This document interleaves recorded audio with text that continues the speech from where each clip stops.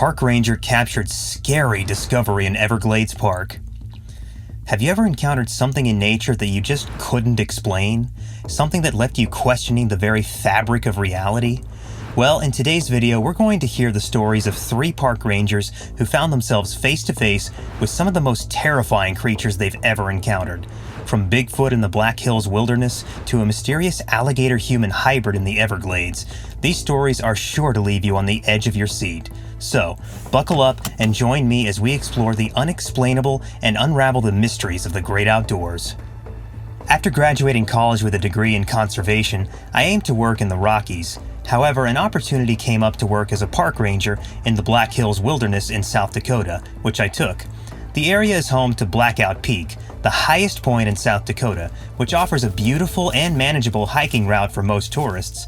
Despite the need for tourism in wilderness areas, I had hoped to work more with nature than people.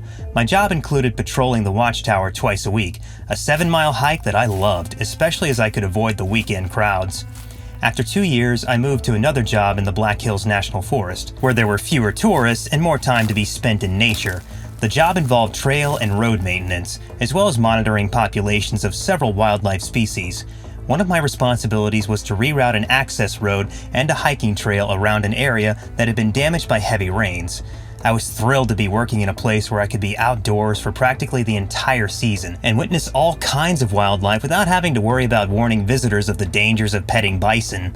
Although the Black Hills National Forest wasn't quite in the Rockies, it was a step closer to my dream job. To finish the project by the end of the fall season, we had been dividing ourselves into teams, usually consisting of 4 to 5 people, though sometimes fewer, depending on the needs of the area. Since everything was progressing smoothly, I decided to take a 4-day vacation to hike in the Rockies of Wyoming. Upon my return, I stopped by the forest to check on the progress of the crew. Even though there was still some daylight left, I realized I should have waited until morning to come in. As I drove down the access road, I noticed they had expanded the parking area by taking down more trees. I caught sight of a large animal moving in the underbrush at the forest's edge, but the setting sun made it difficult to identify. While waiting in my car, a tree suddenly fell beside me, shaking the car. It was miraculous that it missed crushing me, and I examined the tree to find it appeared healthy and had broken off at the top. Although perplexed, I was too exhausted to investigate further and just wanted to go home. As I was getting into my car, a loud noise caught my attention. It was the sound of a tree breaking and falling to the ground just a few feet away from where I was standing. I was puzzled and concerned that if another tree fell, I could be in danger. I quickly realized that something unusual was happening and that I needed to leave immediately. Maneuvering my car around the fallen trees, I spotted a strange creature in the forest. It was knocking down trees and had a body covered in hair. Its eyes shone gold, and it was quite tall, almost between 8 and 9 feet.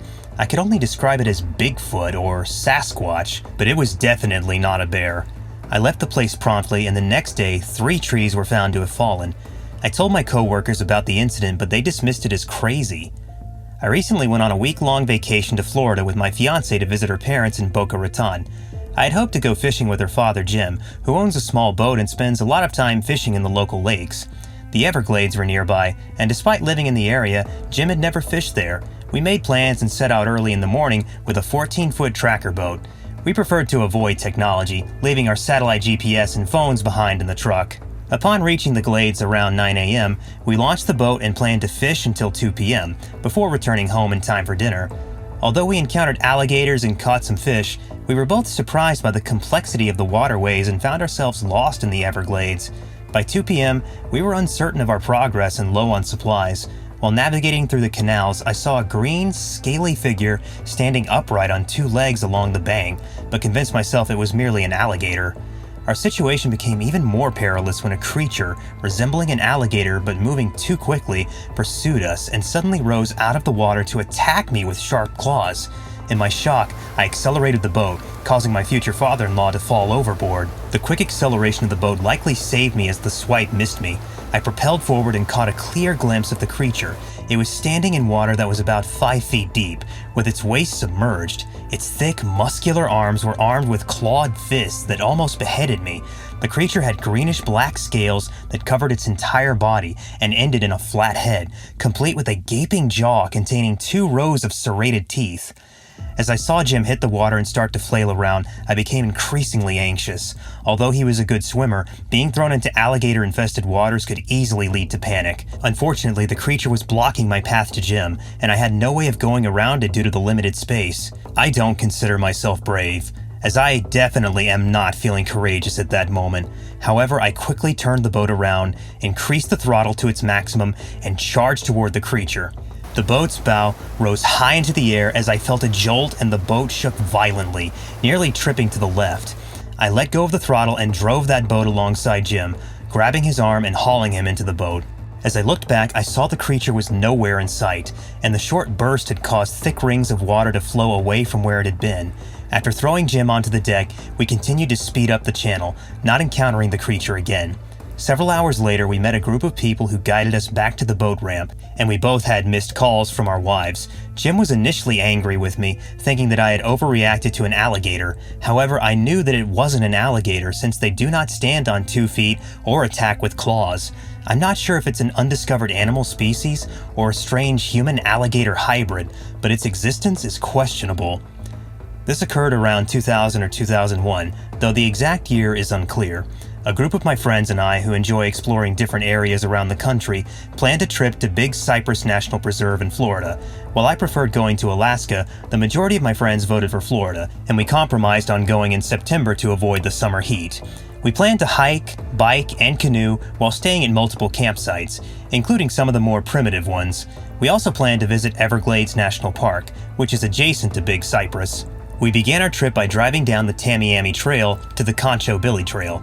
As we got out of our cars and prepared our bikes, we noticed a skunk-like smell but didn't think much of it. However, about a mile into our ride, we heard a loud, low, rumbling call from the trees. Although we were unsure of the source, we suspected it might be a bear. We heard the call again a couple of times, and one of my friends recorded it on her phone. After waiting for about 20 minutes, we resumed our bike ride, but soon encountered the smell again, this time mixed with strong urine. The call sounded farther away, but the odor was pervasive. He found the sound incredibly powerful and decided to use his phone to record it again. After about 10 minutes, there was a loud crash in the trees to the right, around 30 feet from them. They didn't wait to investigate and quickly rode their bikes back to their cars. They couldn't determine what had caused the noise, but they all returned to their campsite and shared their story with others, playing the recordings they had captured. Although they discovered that black bears lived in the area, they were certain that the sound they heard was not made by a bear, and the smell seemed to accompany the strange calls. Despite having experienced unusual incidents before, this one was particularly perplexing, and to this day, they have not been able to identify the source of the sound. They've played the recordings to various people, including hunters and rangers they've encountered on their travels, but no one has been able to recognize the calls, making it a peculiar mystery. Wow, those stories were truly captivating and left us all with a sense of wonder and mystery. It just goes to show that even in the most familiar places, there are still secrets waiting to be discovered. As park rangers, these individuals have had some of the most incredible experiences, both good and bad, while working to protect and preserve our natural world. We hope you enjoyed hearing about their encounters with these elusive creatures, and that it sparked a curiosity in you to explore the unknown. Who knows what mysteries may lie just beyond the trail or around the bend of a river? If you enjoyed these stories and want to hear more, be sure to hit that like button and subscribe to our channel for more fascinating content. And if you have any stories of your own, feel free to share them with us in the comments below. We always love hearing from our viewers. Thanks for watching, and we'll see you in the next video.